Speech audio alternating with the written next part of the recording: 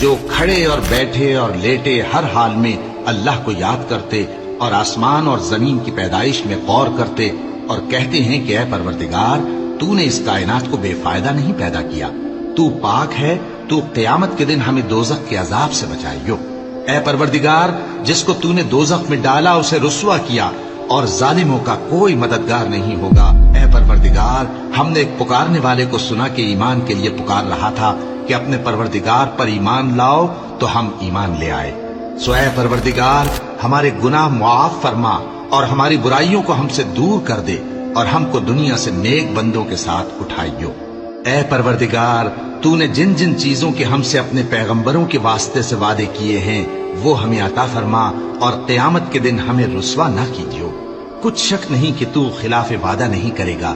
تو ان کے پروردگار نے ان کی دعا قبول کر لی اور فرمایا کہ میں کسی عمل کرنے والے کے عمل کو مرد ہو یا عورت ضائع نہیں کرتا۔